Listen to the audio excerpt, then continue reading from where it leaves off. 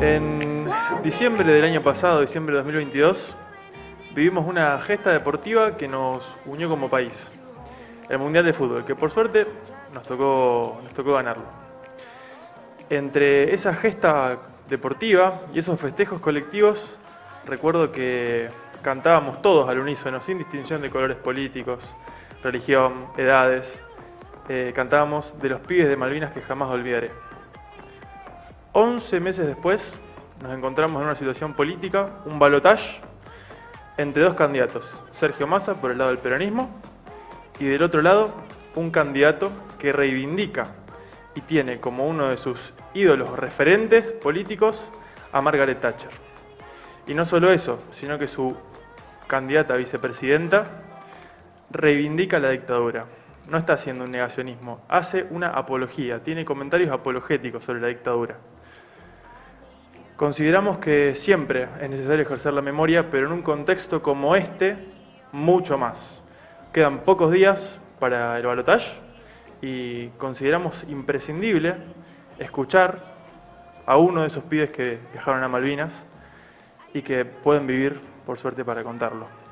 Estamos hoy en este programa de Radio del Exilio con Rodolfo Caminos, excombatiente y autor del documental No Somos Héroes. Rodo, mil gracias por venir. Por favor, gracias a ustedes por la invitación. Un placer tenerte acá. Voy a presentar también al resto del panel, del programa. A mi izquierda, Nicolás Barberis. Bueno, ¿cómo están? Un placer, Rodo. Y bueno, con muchas ganas de este programa, la verdad. Un saludo a todos los que están del otro lado. Y ahora a mi otra compañera, Ro. ¿Cómo estás, Ro? ¿Qué tal? Buenas tardes. Con ganas, quiero que ya arranque. Muchas preguntas. Sí, la verdad que es un programa que teníamos muchas ganas de hacer, que consideramos muy necesario. Y bueno, nuevamente el agradecimiento, Rodo. Y bueno, yo quisiera empezar con alguna pregunta. Por supuesto tenemos miles de preguntas dando vuelta por la cabeza, pero ¿qué vida hay después de la guerra? Vaya pregunta. Mira, para hacer sintético lo más posible hay que ubicarse año 82. Yo tenía ya 20 años, el mundo era otro, mi realidad era otra. Y bueno, eso tiene que ver, como siempre digo yo a los colegios que voy a los chicos, que yo soy una pequeña parte de lo que fue la guerra, el conflicto bélico según los ingleses. En la mínima parte estuve en un lugar determinado, me tocó vivir y la vida está en lo que pudimos tener una familia. Esto es básico y lo he notado a través de los años, de hablar con muchos compañeros. El que no tuvo una familia que lo pudo contener, un padre, una madre, una novia, un hermano, una hermana, se le hizo muy difícil, ¿no? Entonces, siempre digo también que yo hablo cosas aquí con ustedes o en un colegio que ni con mis viejos pude hablar porque mi viejo ya no está, mi vieja tiene 84 años, entonces ahí esa cuestión del silencio de esa época, no es como hoy que ustedes pueden hablar con sus padres mucho más abierto, hay otros canales, hay otros temas de discusión hoy. Entonces, pero igual los tenía mis viejos, mis hermanos, y después de un par de años largos encontrar a mi compañera, después fue mi esposa, hoy es la madre de mis hijos, y todo eso me ha ayudado muchísimo, porque la vida en sí después de la guerra se va construyendo como otra cosa, ¿no? O sea, evidentemente vos venís de un conflicto bélico, no sé si no sos el mismo, pero sí hay cosas que te van moviendo, te van sacudiendo, interpretando desde el dinero hasta el capital, hasta los afectos, cambia todo. La posición que uno tenía antes o creía tener antes, después de ver la muerte tan cerca, es decir, te cambia todo.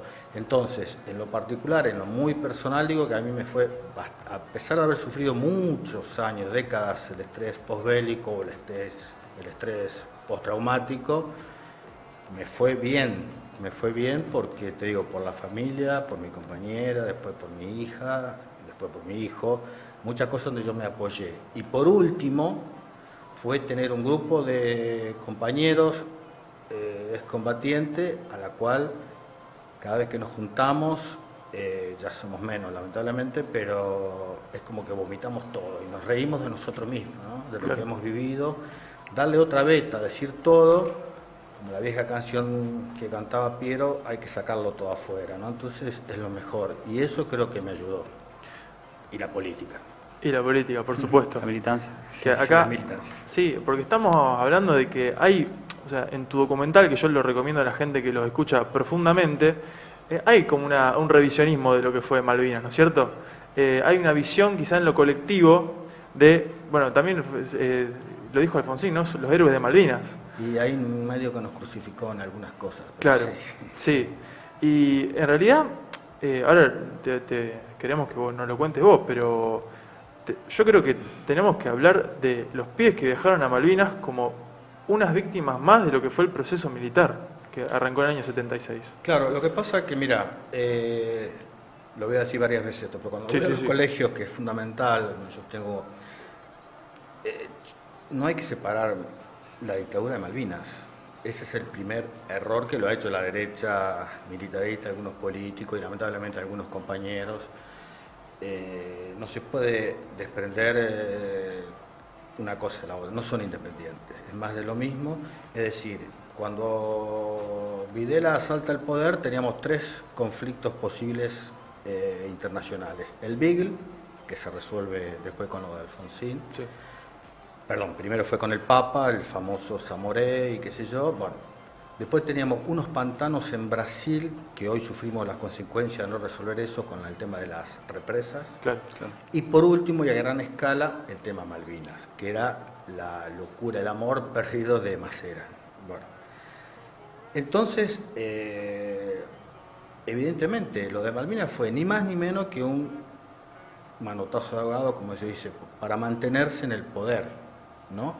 Porque a nadie en su sano juicio puede iniciar un conflicto bélico en el Atlántico Sur cuando empieza el invierno. A nadie se le puede ocurrir en el mundo iniciar acciones bélicas contra la mejor marina del mundo en una isla. ¿Está? Los ingleses son marineros, ¿no? Sí, piratas de toda la vida.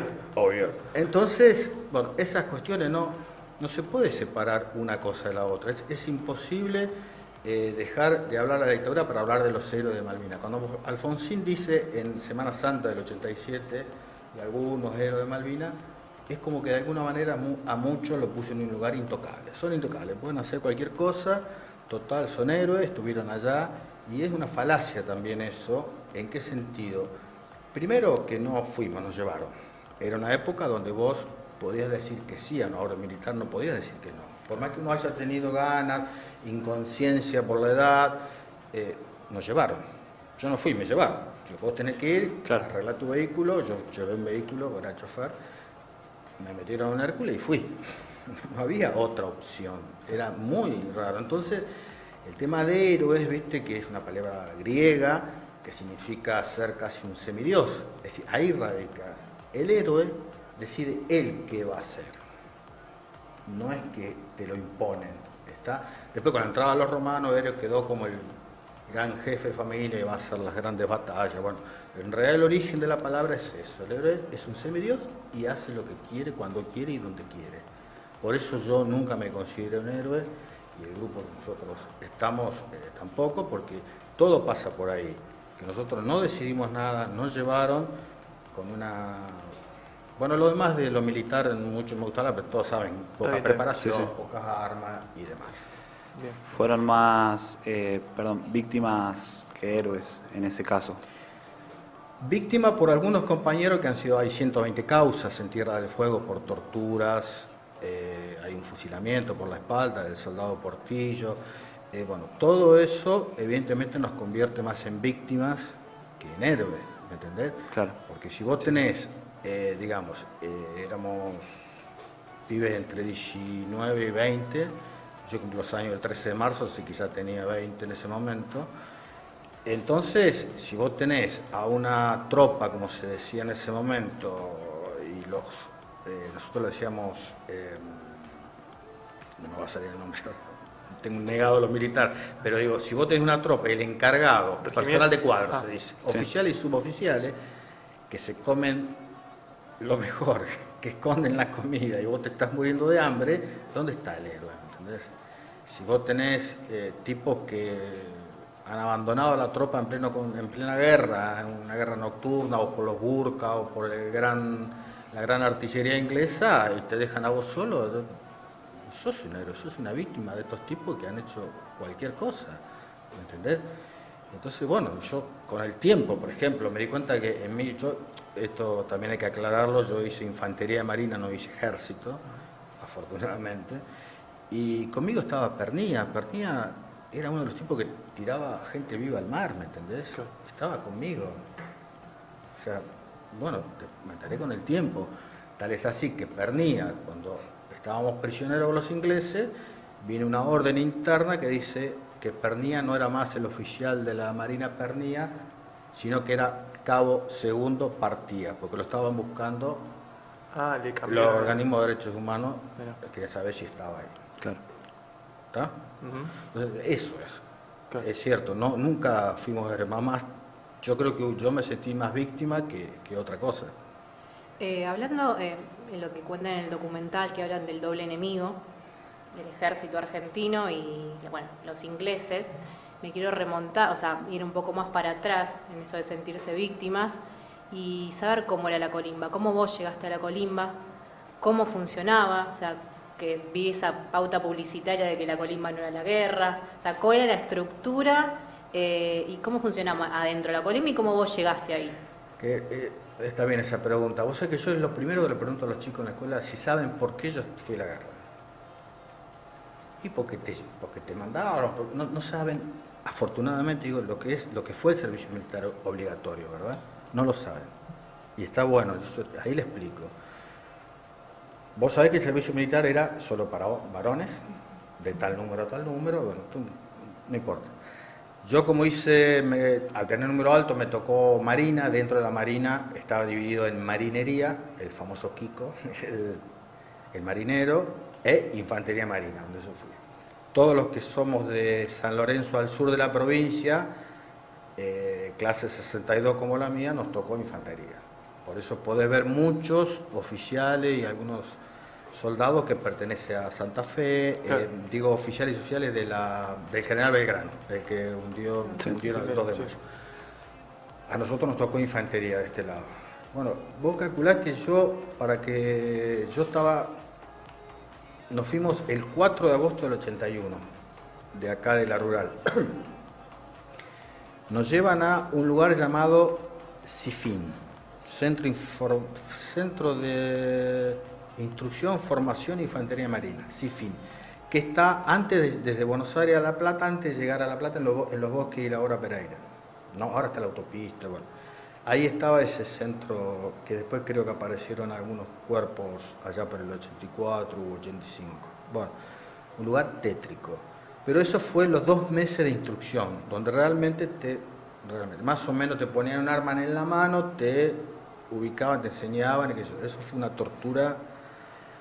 A ver, en una habitación que pueden entrar no más de 150 personas, una noche éramos 700, con manos en la nuca y haciendo flexiones de rodillas solamente, donde los chicos algunos salían desmayados, y así te puedo decir miles de cosas. O sea, uno termina odiando a lo que es la Fuerza Armada, en mi caso la Marina, porque era aberrante, no había una pedagogía del sentimiento a lo que uno se estaba formando. Uno se supone que se forma para defender la patria, pero en este caso te formaban para odiar a todo el mundo. Qué forma rara de desarrollar un amor por lo tuyo. Exacto. De ahí, siguiendo la colimba, yo ahí estuve 20 días sin ver a mi viejo, después de 20 días lo dejaron ir. De ahí me llevan a Tierra del Fuego, a Río Grande. O sea, yo el servicio marina, a diferencia del ejército, eran 14 meses corridos. Entonces yo entré en agosto, tendría que saber si de baja octubre del 82.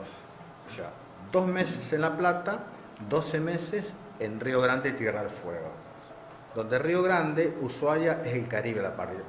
A pesar que está 200 kilómetros más al norte en la isla, Río Grande es alto, playo, y el mar se te va hasta que no lo ves, se pierde en el horizonte. Por lo tanto queda una cosa playa con un viento espantoso y un frío que no es un valle como Ushuaia, recubierta dicen Ushuaia no hace frío, el frío hace en Río Grande.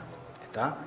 Bueno, ahí, hasta que yo me pude acomodar por mi particularidad de haber sido mecánico, mi viejo tiene un taller mecánico y chofer, tuve algún privilegio dentro de ese gran batallón donde había carpinteros, albañiles, plomeros, mozos, cocineros, choferes, todo, ¿no? Todo lo que abastecíamos a todo el batallón estaba en una compañía que se llamaba Agrucerco, Agrupación Servicio Cuartel. Nosotros abastecíamos eso. ¿Qué pasa? Me pude acomodar porque yo dormía donde trabajaba, digamos, como en un taller, en un hangar, un galpón grande. Pero el resto de los chicos, yo cruzaba todo el batallón, que es grande, volvía cuando se cerraba la transmisión, en esa época que se cortaba la transmisión de Canal 7 u otro, no me acuerdo, 2:30 de la noche, cruzaba el batallón y pasaba por las compañías denominadas compañía de tiradores, ¿no? Eran los que entrenaban en serio. Y era verlo a los chicos con una bolsa de equipo en el hombro y haciendo flexiones, o en la plaza de armas, tirados en el suelo. ¿A qué hora estamos hablando de esto? Paliza, ¿cómo? ¿A qué hora estamos hablando del día esto? 12 de la noche, con un frío de no menos de 4 grados bajo cero. Entonces, bueno, eso era la colimba. Si yo tuve que robar alguna vez en mi vida fue en la colimba. ¿Por qué? Porque le decía, me robaron el birrete, que es sagrado en la colimba, el gorrito, la gorra, la visera, como le dicen ahora, y el cabo te decía, andá y conseguí otra. O sea, andá y robá otra. Una noche me desembarcan en la cama, desembarcaría que te agarraban del colchón 3, te tiraban, dabas una vuelta en el aire y caías en la cucheta sin nada, sin colchón, sin frazada, y tenía que salir a buscar otro o dormía arriba de la tabla. O sea, no había... Eso es la colimba, ¿no? Ver cómo se robaban la nafta, ver que los colimbas tenían que ir a la casa del cabo o del oficial a pintarle la casa o hacerle algún trabajo de electricidad, y así. Eso es el servicio militar. Fue, en esa época, era sistemático, ¿me entendés?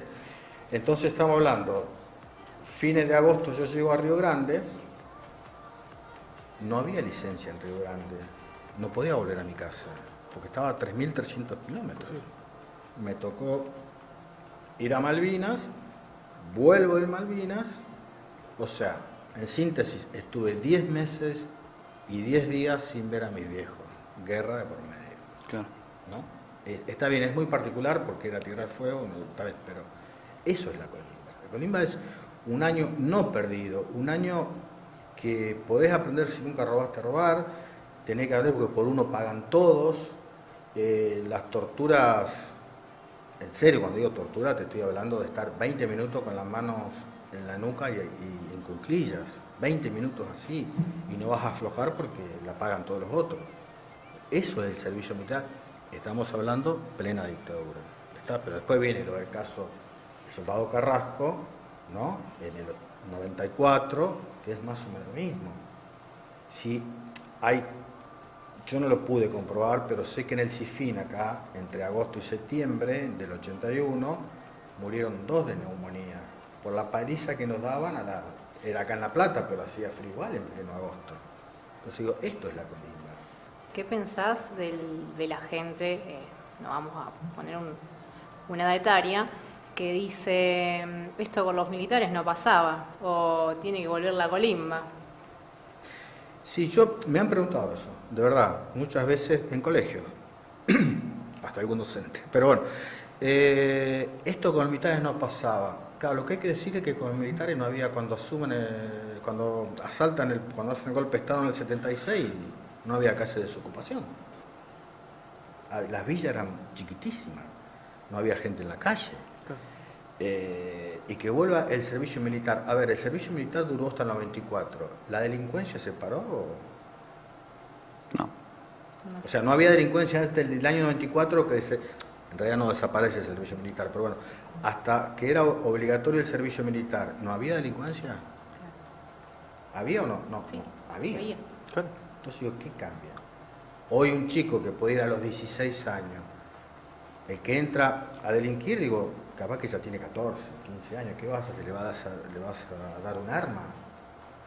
¿Qué vamos a hacer con el servicio? No tiene lógica en nuestro país. Habrá países que viven en guerra constantemente y es necesario, por las naciones. Corea vos tenés 2 años de servicio militar, y cada año creo que tenés que ir un mes Sí. o dos a reactualizar. Y después vuelven con su vida. Pero bueno, eso tiene el fantasma de Corea del Norte al lado, que es China, no Claro. sé, es otra posición geográfica. Sí, sí. Pero acá ya no tiene sentido. Ahora no es más obligatorio, pero como no está derogado, el servicio militar simplemente es voluntario. Si algún día el Estado necesita más, puede volver a llamar, a incorporar. Por eso Villarroel dice tiene que volver, porque sabe que es esto, que no es que desapareció, simplemente que está como en stand-by por ahora. Pero si el Estado Nacional necesita colimbas, colimba es correr, limpiar, barrer. Y necesita hacer que haya jóvenes que realicen el servicio militar, los puede convocar, ¿sí? No es solo un discurso de Villarroel el decir que puede haber una posibilidad de que vuelva el servicio militar. Puede haber una planificación detrás de eso. Sí, no sé si tanto en la aplicación. Yo creo que como Villarroel está tan enamorada de todos los represores y demás, y tiene esa concepción ideológica con respecto a eso, habla de eso porque se debe sentir más segura que exista eso, el mayor volumen de las Fuerzas Claro, Armadas, sí, sí. ¿viste? No sé cuál será y quién más puede promover eso. Yo ahí sí que le tengo más miedo a Villarroel que no a Milei, ¿viste? Realmente, le tengo mucho miedo, desde un golpe de Estado hasta un asesinato, si es que gana Milei por parte de Villarroel. No es descabellado pensar en esta gente. Igual son muchos dinosaurios ya, ¿no? Sí, y además, Rodo, me pareció súper interesante ese análisis económico que hiciste vos a partir de la dictadura, que yo creo que la gran debacle económica de este país comienza a partir del modelo de Martínez de Oz. Claro. Estamos hablando, por ejemplo, tenemos esa imagen de la silla argentina que se rompe, Sí. dice, lo nacional es malo, abramos las importaciones y así se destruyó la industria argentina. Y sabemos que cuando se destruye la industria argentina, aparece el desempleo, aumenta el desempleo, la pobreza y el nacimiento de las villas de emergencia. Entonces, cuando escuchamos a estas personas hablar y reivindicar la dictadura, no solamente tenemos que hablar de un modelo militar de nación, no solamente tenemos que hablar de la violación de los derechos humanos, la defensa de la tortura, el robo de bebés, la desaparición forzada de personas, sino también un plan económico. Por supuesto. es Un la plan base. ¿Sí? Yo no sé si hoy las condiciones son similares a la del 76, había otro contexto político, ideológico, pero el plan de tanto como de ley de Villarroel y algún de Macri, por supuesto, es ese seguro, es la apertura indiscriminada de la economía y bueno, si no tenés dinero, lo lamento, es así, Jodete. por supuesto. Sí, gran parte de la destrucción económica se da durante el gobierno de Martínez de Oz. Son 6 años seguidos de más de 100% de inflación interanual. Una cuestión que, bueno, hoy vemos un poco relacionada con la actualidad. Volviendo un poco al tema de Malvinas y yendo más a la posguerra, ¿ustedes sintieron el abandono por parte del Estado una vez finalizado el conflicto cuando volvieron a Argentina? Y sí, porque viste, quedamos como el jamón del sándwich, es decir, ¿a quién le ibas a reclamar? Los milicos ya estaban en retirada, los políticos no habían asumido, entonces uno te mandaba allá, perdón, Sí. y el otro te traía para acá, o sea, ¿a quién le ibas a reclamar? No hubo de hecho que esos primeros años fueron la mayor cantidad de suicidios por el abandono, ¿no? Está bien, no había un psicólogo, un psiquiatra en la Argentina preparado para un estrés posbélico, eso está claro, pero igual no tuvimos ningún tipo de contención, ya sea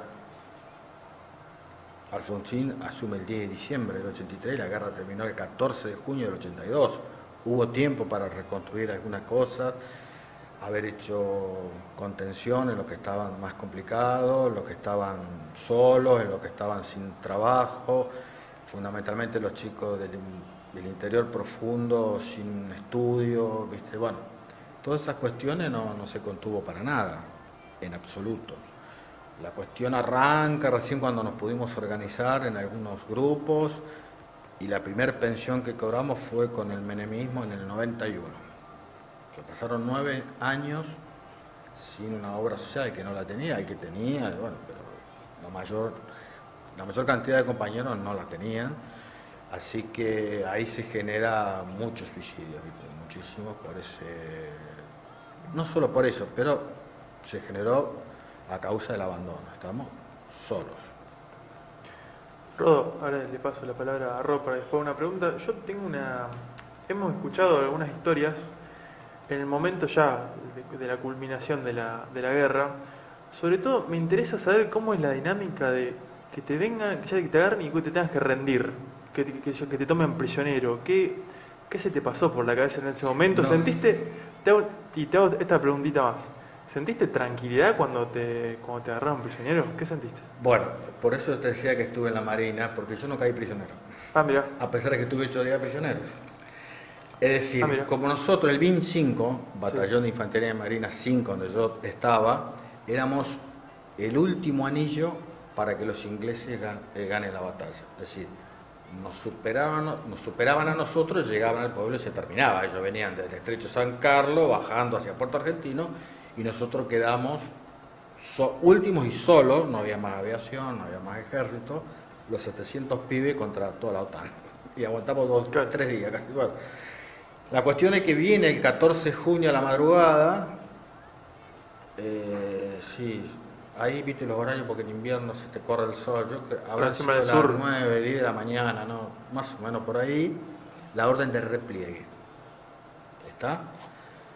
Entonces, el comandante nuestro empieza a ordenar por unidad, por cada unidad dentro de su batallón, cada compañía, dentro de compañía hay unidades, bueno, lo empieza a replegar. Como que se iban agrupando. Claro, cómo se iban replegando, agrupados, no muy grandes. ¿Qué pasa? El 13 a la noche había nevado toda la noche. Entonces había como medio metro de nieve, qué sé yo. Y ellos tenían un proyectil de un alcance de 17 kilómetros. Entonces muchos de los compañeros del BIN 5 mueren más en el repliegue que en el combate. Claro. ¿Está? ¿Por qué? Porque era un valle, había que venir de ahí y éramos puntitos verde oscuro en el medio de esa nieve. Estaban expuestos, digamos. Entonces yo llegué al pueblo, a Puerto Argentino, y atrás mío llegaron los ingleses. Claro. Y no había más conflicto, o sea, no había más guerra, había terminado. Ah, Entonces, bueno, ahí fue donde vi bajar la bandera argentina, subir la inglesa, qué sé yo, pero los tipos ya estaban hechos, ya habían ganado el conflicto, claro. a las 3 de la tarde se firma la rendición. Y nada, por eso digo que lo mío fue, y me vine último, por si estuve 8 días ahí, porque estuve 2 días en el pueblo, 4 en el aeropuerto, 2 días más, y el segundo de esos últimos 2 días me vuelvo en el Bahía Paraíso, un buque que andaba por la Antártida, rompehielos, y se hundió en el 95, creo 94, en la Antártida, el segundo. Así que yo, esa cuestión de estar prisionero como otros compañeros que han caído en Darwin, en Dos Hermanas, mucho en San Carlos, mucho más adelante mío, iban avanzando y tenían gente prisionera. Eso yo no lo viví, todo lo contrario. Yo cuando caigo en manos de los ingleses, terminamos hablando del rock progresivo, o sea, Pink Floyd. Claro. ¿Hubo un intercambio con los ingleses? Sí, sí, por supuesto. O sea, para que vos tenés una idea, cuando estábamos en el pueblo ese 14 de junio de la mañana, en mi pozo, donde yo estaba en un pozo de comunicaciones, porque yo llevaba un vehículo de comunicaciones, había un pibe apellido Cocato, del Chaco, un colimba como yo, pero sabía inglés el pibe. Termina siendo el traductor entre los ingleses y el batallón. Entonces el pibe, Cocato, le dice, mirá, los que tienen tiras, chapitas, triangulitos, son oficiales y suboficiales, son pagos. Los que no tenemos nada somos colimba, estamos obligados. Claro. ¿Cómo le dicen en inglés obligados? Sí, estamos obligados, acá hay obligación. No, pero listo. Los colimba para acá, dicen los ingleses, los oficiales y suboficiales para allá. No se paran. ¿Está? ¿Qué pasó? Obviamente sale un militar y dice, no, estos son bárbaros, son peligrosos. Nosotros éramos... No, esto hay que ponerle guardia, nosotros no encaramos las... O sea, bueno, dijeron en inglés, está bien, cuídense, qué sé yo, ¿viste? Pero en realidad el mismo argentino nos decía a nosotros, le decía a los ingleses que nosotros éramos peligrosos, que había que tener cabos o suboficiales cuidándonos. O sea que los trataron como si no fueran argentinos prácticamente. Sí, como Como que si fueran otra cosa. qué sé yo, no sé. Bueno, eso Una pasó cuestión como- casi de entregarlos para salvarse ellos. No sé por qué fue así. Al menos los pusieron al frente a Te ustedes. doy el hecho concreto. Un oficial de la Marina dice, esto hay que cuidarlos, no pueden estar solos. Bueno, y quedamos ahí con un par de cabos, ¿viste? Tal es así que hay un primer oficial que se llama subteniente en el ejército, que era jovencito, un par de años más que nosotros, y se saca las tiras para confundirse con los colimbas. Ah, mira. Y lo vieron. Bueno, así quedó del otro lado después, por supuesto, pero así fue, ¿me entendés? Ese es el militar argentino. Eso es. Yo no... Bueno, ya está. Yo pregunta, en esta reivindicación que existe hasta el día de hoy de las Islas Malvinas, este sentimiento de orgullo del pueblo argentino todo el tiempo en pronunciación a la soberanía sobre las islas, ¿crees que ese sentimiento de orgullo para el pueblo pasa lo mismo con los combatientes? No sé si me explico. Sí, creo que sí. Lo que pasa es, a ver, para que vos te hagas idea, para responderte esto, te digo algo. Cuando yo empecé a dar las charlas en la escuela, la directora puede haber sido mi hermana. ¿Está? Hoy la directora puede ser mi hija. ¿Qué quiero decir con esto? Que estamos viejos, no somos ya los chicos de Malvinas. Ha habido por parte de la derecha una desmalvinización. Es mentira que cualquier político, ahora sí, pero en esa época, de Alfonsín, digamos, hasta Macri, todo el mundo reivindicaba la causa Malvinas, o la gran mayoría. Yo creo que el sentimiento está, lo que pasa es que el tiempo y la distancia, digo el tiempo que transcurrió, más la distancia que está Malvinas, y se hace difícil a un chico hoy de 15 años hablarle de eso, ¿viste? Lo puede ver en una imagen, lo puede hablar conmigo, pero está bien, los momentos vividos de esa época, por eso yo siempre digo que hubo como 3 países en uno durante el conflicto, el norte con sus inundaciones, el centro con su mundial del 82, pura joda, no pasaba nada, y el sur viviendo realmente el conflicto porque no podía tener apenita un rayito de luz desde tu casa hacia afuera a la noche, tenía que tapar todo, había simulacros de combate, de ataque aéreo, ¿me entendés? Los aviones iban y venían, bueno, se vivió el conflicto, Cristina creo que lo dice varias veces, el conflicto se vivió en el sur, ¿está? Entonces a la gente del sur sí le puede decir eso, porque lo vivió en carne propia, no el conflicto, sino todo las consecuencias y lo que se movió tras ese conflicto bélico. Pero a un tipo del norte, a un tipo de Capital Federal tenía miedo que, como dice Charlie, ¿viste? Una bombardea en Buenos Aires, y lo único miedo es que si le tiraban una bomba, después seguía todo igual. O sea, yo no estaba acá, pero me decían que se festejaba, tanto si hundíamos un barco, que se hacía un gol a Argentina en el Mundial. Claro. ¿Me entendés? Sí. Entonces, y ahora agregar el tiempo que pasa, donde ya no ves un pibe, ves un tipo medio gordo, arrugado, pelado, bueno, no es tan fácil asociar todo ahora. ¿Qué pasó en el medio? No sé por qué no es tan... Yo estuve en el Museo de Guerra de Londres y lo que me llamó, que es fantástico para verlo realmente, lo que me llamó la atención que había dos ancianas en el Museo de Guerra en distintos lugares hablando con escuelas, contándole lo que era el bombardeo a Londres. ¿Está? Esa enseñanza, esa transmisión de ese conocimiento, de esa vivencia, acá nunca se hizo. Tenés que esperar que te llamen a una escuela, ir y encontrar una profe de historia que tenga onda. Acá no se hizo ese puente entre nosotros y la sociedad.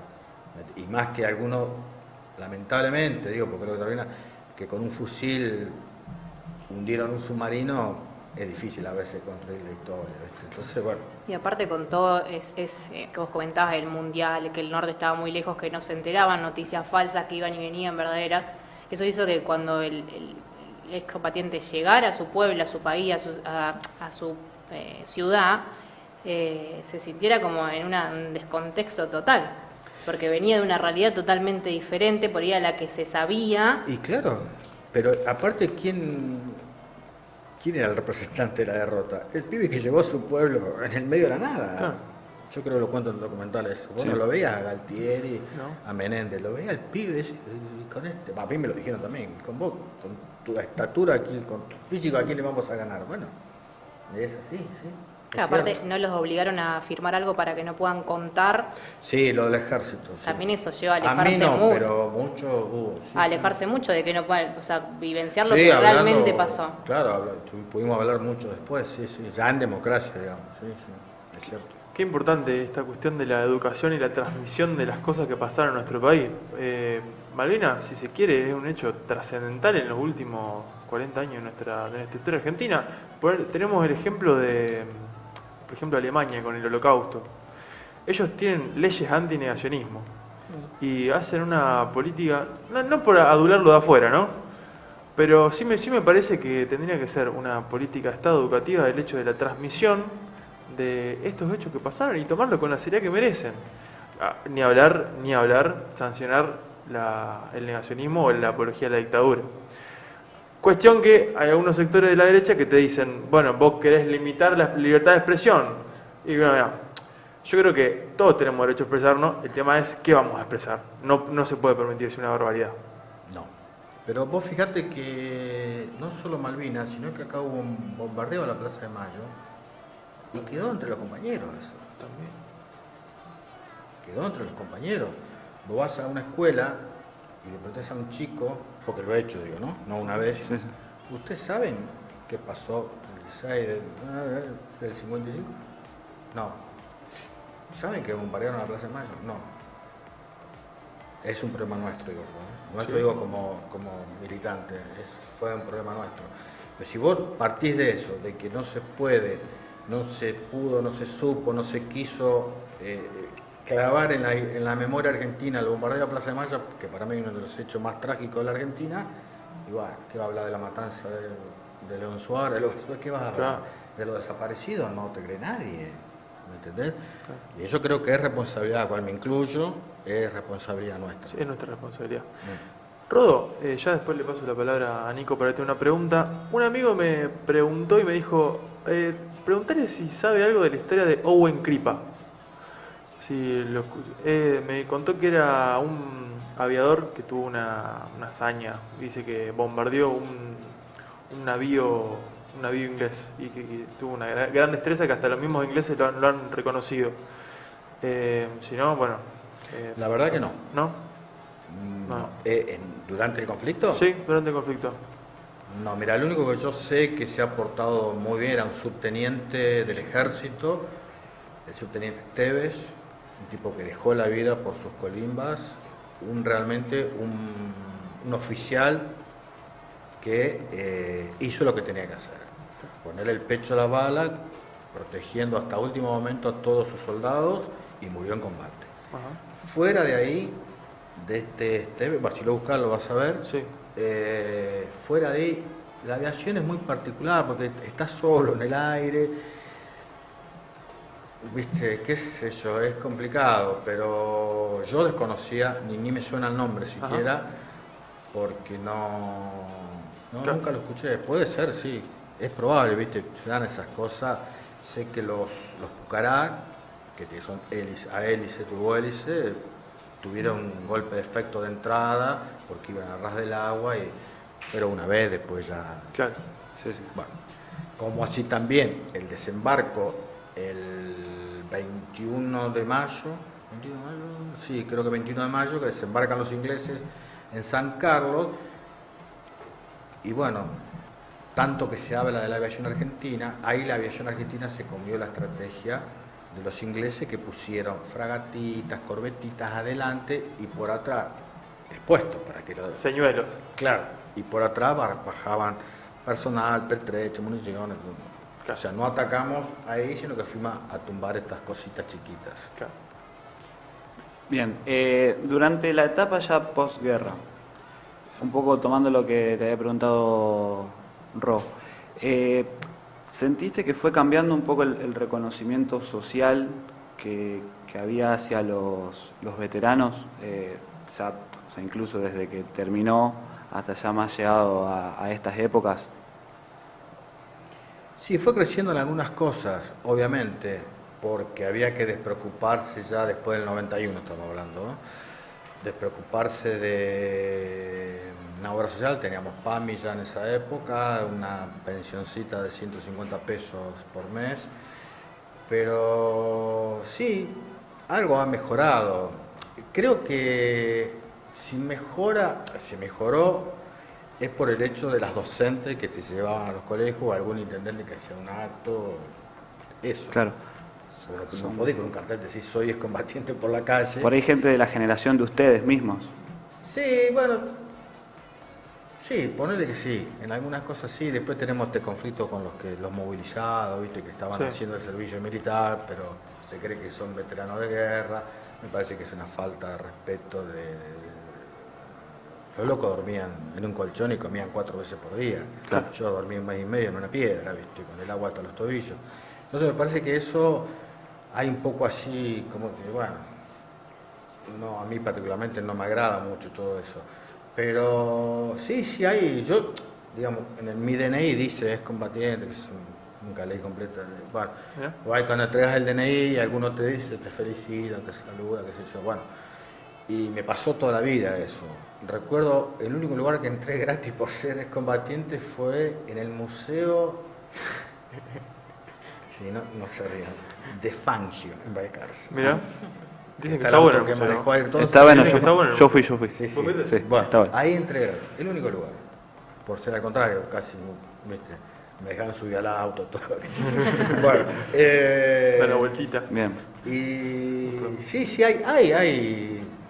Lo que pasa es que la gente no sabe que sos un excombatiente, tienen que de alguna manera identificar. Claro. Pero las veces que nosotros hicimos el documental, lo llevamos, me acuerdo, a la Feria Internacional del Libro en Buenos Aires, lo presentamos así de asalto, fue casi, ¿no? Conseguimos una sala, art, y pusimos un cartelito afuera,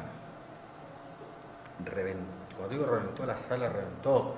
Entonces éramos 5, estaba mi esposa, no me acuerdo, estaban mis hijos, mi esposa sí, y 4 compañeros más, éramos 5, pero nos sentamos en distintos lugares, ¿no?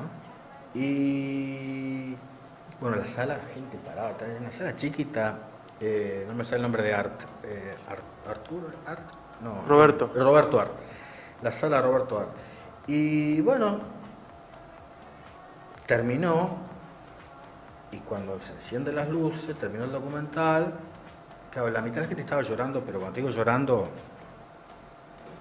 y a nosotros no sé por qué fue esto de, nos levantamos los 5, yo no sabía dónde estaba Coso Gabriel, dónde estaba Aureliano, el gordo González, Ricardo, nos paramos y nos juntamos delante de todo y nos abrazamos. Y eso fue mágico, ¿viste? Pues ahí te das cuenta de sí, cuando vos estás ahí con la gente, más viendo esto, porque los chicos que estábamos, no todos estaban en el documental,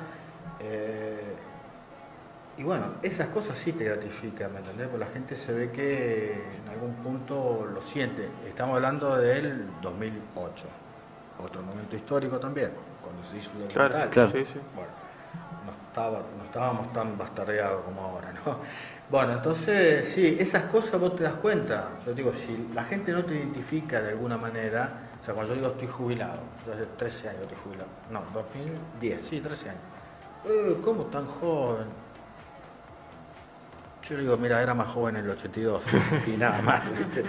Y bueno, entonces sí, ahí cuando se dan cuenta, te felicitan, todo, bueno, todo bien, pero te digo, siempre está el hecho de que te identifiquen, si no anda del mundo diciendo, los excombatientes, no, nadie, simplemente es eso, ¿viste? Y fundamentalmente las mujeres son mucho más como agradecidas, como una mujer grande, ¿no? Sí. Sí, las mujeres, sí, mucho más. Me pasó en la aduana en Uruguay, que la chica, en la época del COVID, que tuvimos que venir con el buquebús. Y cuando estaba en la aduana le entrego el DNI, y la mujer esta, no sé cómo leyó eso, y le agarró un ataque uruguaya. Sí, Uruguaya. Mirá. Viste, yo digo, bueno, no me va a cobrar el hisopado. No, me cobró igual, pero no importa. Eso, sí. Pero sí, yo creo que la gente en el fondo es eso, viste. Otra cosa es lo irracional, como la gente que lo sigue a Milei y demás, pero el resto, sí, está. Hubo, ¿cómo te puedo explicar? El hecho de la tecnología hizo posible eso, un paca, un canal encuentro, todo lo que se ha trabajado en eso también, desde Iluminados por el Fuego para acá, digamos, claro. Todo ha pegado mucho. Claro. Sí. Rodo, al principio ya, ahora después pasamos a la parte de Milei y las elecciones y el presente tan macabro que nos está tocando vivir, esto que parece una pesadilla, que no sabemos si nos vamos a despertar y esto pasó o qué. Al principio de la entrevista, vos mencionaste que ya después, pasado el tiempo, te juntaste con los compañeros combatientes y dijiste que hasta se reían. Sabes que a mí eso me llamó muchísimo la atención, digo, llegar a reírte de algo que sería para cualquiera de los que estamos acá el peor momento de nuestras vidas y de muchas vidas más. Es una catarsis, ¿viste? Es un cable a tierra. Lo que pasa es que estamos hablando de un idioma machista, sí, de la época, ¿no es cierto?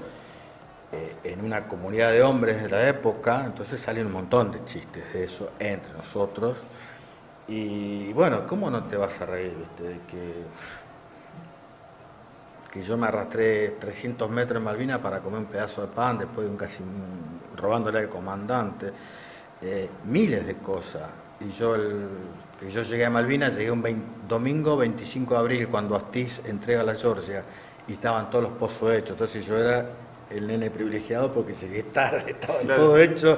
Hacer un pozo en Malvinas, la piedra más chica es como esta mesa, ¿viste? Entonces era difícil hacer un pozo, y yo estaba todo hecho, y me carga con eso, y joder, bueno, de que yo no hice la colimba porque estaba en el hangar escondido y comía más o menos bien, bueno, y todo de ahí, miles de historias, anécdotas, de cómo volvimos, cómo llegamos, qué hicimos, todo es una historia entre nosotros que la entendemos entre nosotros, aparte, ¿no?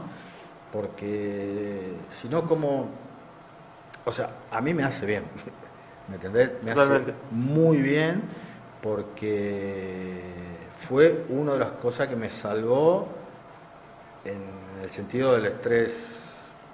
Me salvó un psiquiatra, pero no importa. Eso me ayudó a llevar todo, ¿me entendés? Claro. Ayudó a nacer digo, por esta cuestión, no sé si del suicidio, esta cuestión es que hubo muchos suicidios, que yo no lo atribuyo a la guerra, en parte, sino que si uno tiene en cuenta un compañero secuestrado, torturado, una compañera torturada, violada, ¿cuántos suicidios hay de los detenidos? ¿Cuánto hay? No hay. O sea, soportaron más que nosotros. Vivieron, oyeron y sufrieron más que nosotros. Y no hay suicidios. Porque ahí está la base ideológica de cada uno. ¿Está? Es decir, un compañero de los 70 que militó a su manera, como era la época, entendía que el secuestro y la tortura era parte de su militancia. Nosotros nos llevaron allá contra la OTAN, muertos de hambre, de frío, y volvimos y nos dimos cuenta de por qué murió el compañero al lado, por estos milicos. Entonces yo creo que ahí está el problema, que fuiste allá, te usaron, se te murió un compañero, quedaste sin una pierna, sin un ojo, sin un brazo, ¿para qué? ¿Para qué? Bueno, ese es el problema, la base. No teníamos base ideológica en el 82. Nosotros, si teníamos 14 años cuando Videla afana el poder, ¿me entendés? Entonces, ¿qué base ideológica vamos a tener? Salvo algunos chicos que hayan entrado más tarde, algunos de La Plata, algunos, muy pocos. El resto estábamos ahí porque nos habían llevado, claro, nos habían llevado. Fundamental para entender eso. Entonces, claro que nos reímos nosotros mismos, ¿me entendés? Es como vos con un partido, sale uno quebrado, uno desgarrado, y después lo contás el tiempo y te vas a reír, ¿viste? ¿Qué vas a hacer? Es así, porque uno a esa edad cree que no te va a pasar nada. Esto es fundamental. Como a mí me picaba una bala ahí, la bomba caía a 10 metros, ya está. Tengo 20 años, ¿qué me va a pasar? Y pasó, para muchos. ¿Está? En un momento vital en el que uno se representa por lo general lejos de la muerte. Sí, por supuesto. Bien, siguiendo un poco lo que es mi compañera que hablaba de la posguerra, cuando terminó Malvinas, el llegar a tu casa, el tomar la vida de vuelta, o sea, ¿qué significó para vos? ¿Cómo fue procesado, cómo fue caminado ese asunto? Mira, como te dije, estuve 8 días prisionero. De ahí en vez de, estaba en Río Grande, en vez de llevarme a Río Grande, me trajeron hasta Puerto Belgrano porque el Bahía Paraíso estaba roto. Tuve 2 días en alta mar, un día en Puerto Belgrano y al otro día me llevaron a hacer la colimba, porque yo estaba haciendo la colimba, Claro. otra vez al batallón. Entonces, como yo venía peleando con el suboficial a cargo de estos hangares que eran los vehículos, ya en Navidad ya me había comido un fin de semana preso por pedir que nos dejen salir en Navidad o primero de año. Nadie sale, salvo el Furriel, que era correntino y amigo del comandante, se pudo ir a su casa entre el 81 y el 82, te digo, ¿no? Navidad y bueno, por pelear eso con los compañeros, bueno, entonces ya tenía yo una pelea. Cuando vuelvo de Malvinas, llego al batallón, después no sé, ya 11 días que había terminado el conflicto, o sea que llegué al batallón más o menos el 25, 26 de junio, y le digo a mi suboficial que estaba a cargo, le digo, me quiero ir a mi casa. No, es imposible, no hay vuelo, no hay aviones, no hay vuelo, no hay vuelo. Digo, yo me quiero ir a mi casa, me lo volví loco una semana y me termina diciendo, bueno, te vas 15 días si te pagás el vuelo. Estaba haciendo la colimba. Entonces vuelvo a mi hangar, donde estaban mis compañeros ahí, le digo, muchachos, me tengo que ir y no tengo un peso. Me hace una vaquita y me prestan para pagarme una aerolínea argentina, vuelo nocturno, que no sé si hay ahora todavía eso, que es más barato. Y me vine antes de terminar la colimba, me vine 10 días a mi casa. Si no hubiese estado 12 meses sin ver a mi viejo, estuve, porque la peleé antes, digamos. Y llegué a mi casa y cuando me di cuenta, yo vivía en un pueblo, en Vigán, había 200 personas en mi casa, ¿viste? ¿Cómo se enteraron, viste? ¿Qué pasó? No sé, y ahí me di cuenta que no me gustaba estar con gente, me costaba salir, no salí esos días, hasta que me tocó volví, terminé de hacer la colimba, ahí me vine de baja con otros compañeros y volví a la vida normal, pero ya yo fui DJ a los 14 años, mirá si me gustaba. Y ya era más, ya parecía más un padre de familia sin tener familia, que un poco más encerrado, más callado, y las cosas te van pasando hasta que vos la vas madurando, ¿viste? No es que vos volviste a la guerra y sos un hombre. No, yo era un hombre cuando nací. Y si soy hombre o algo, es por la enseñanza de mi esposa, la que ha entendido siempre todo, y la cría estar con mis hijos, ¿me entendés? Eso te hace un ser íntegro, no haber estado en una guerra. En esta guerra empezás a valorar un montón de cosas, pero ese tiempo sí que yo volví, y a mí tengo un problema que se me confunde el fin del 82 con principio del 81,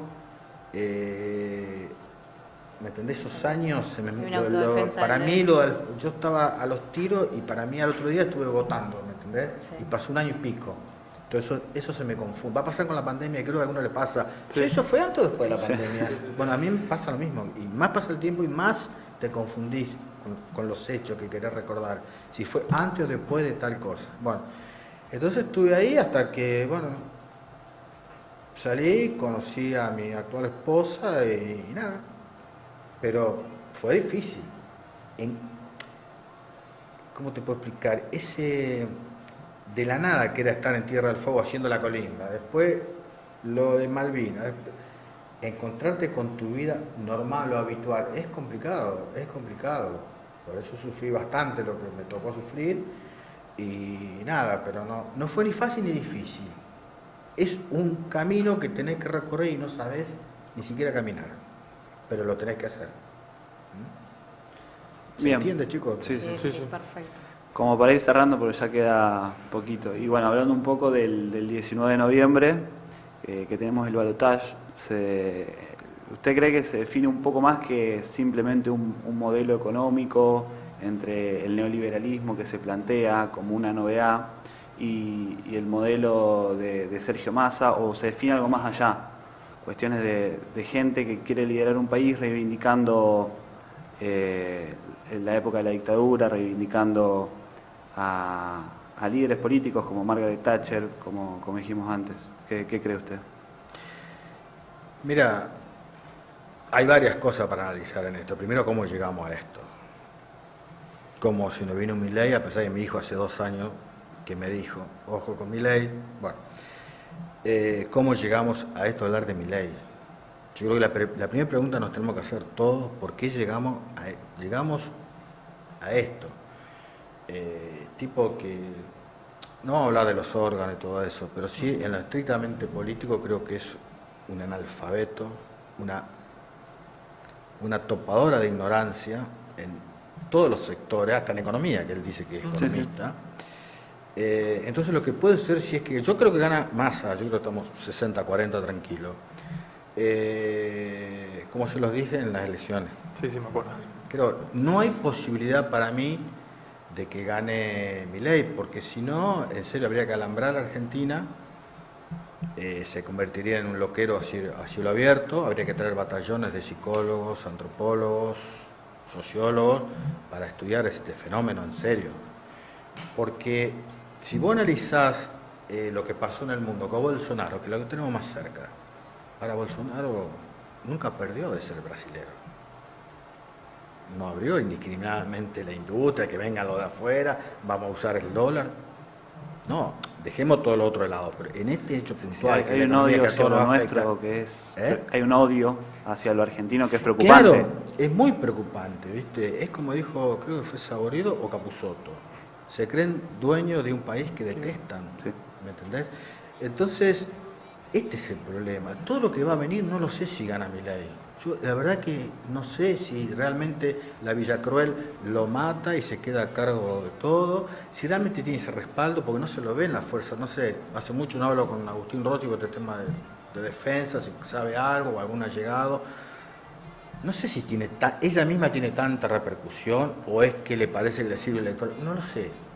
Yo realmente estaría desconcertado si gana Milei, es que no entendí nada, no aprendí nada y no entendí nada del otro, ¿viste? Porque estaríamos en serio problema desde Margaret Thatcher, no por Margaret Thatcher, es por la ignorancia política. Estamos, digamos que a un mecánico le va a decir, haceme esta planta nuclear, ¿viste? No se puede, no hay forma.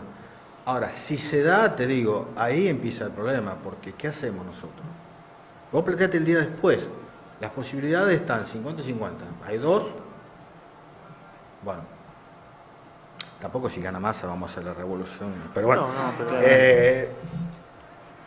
¿qué pasa después? O sea, ¿qué nos pasó para que pase eso? Ese es un gran interrogante, Rodo. Yo estoy confiado, realmente te lo digo, yo creo que Massa gana bien. Massa la llamó a Cristina el viernes antes de la elección y le dijo, tengo 37%, sabía Massa. Yo lo veo igual de tranquilo a Massa, creo que tiene números concretos, porque la gente que le votó a Milei ya le votó. ¿Qué le puede arrimar Macri? El 10% más. Estamos hablando del 10%, no estamos hablando de 3 votos. Sí. El 10%, donde hay de Córdoba, que la 70-30 como el Fernet, de esa maldita elección, ya no es lo mismo, porque la hija de la Sota, los intendentes, se está jugando de otra manera que la que con Macri, ¿me entendés? Entonces digo, ¿por qué este tipo tiene que sumar más del 40%? No hay razón lógica, racional, intelectual, económica que diga si va a sumar más del 40%. Y con la llegada de Bullrich y Macri, yo no sé si eso realmente le suma más. Ese voto ya lo tenía. Sí, ojalá que no le sume mucho más. Rodo, te agradecemos de corazón. Espero no haber sido muy denso. No. Yo lo que quiero decir es que, viste, hay a veces conoces personas que te marcan un poco tu vida. Yo creo que haberte conocido a vos fiscalizando en aquella elección y este testimonio y tenerte tan cerca, yo la verdad que siento adelante mío un patriota y te lo quiero agradecer. Bueno, gracias. No, de verdad te lo digo, porque más allá de lo que viviste, tu rol pedagógico con la gente, que me parece fundamental. Y sí, es lo que trato de hacer. Es mi rol que me tocó, digamos, de alguna manera. Así que te lo quiero agradecer de corazón y le quiero agradecer a toda la gente que está del otro lado, a Nico Arro por escucharnos y me parece que fue un programa fantástico. Gracias, Rodo. Gracias a ustedes. Muchas gracias. Gracias.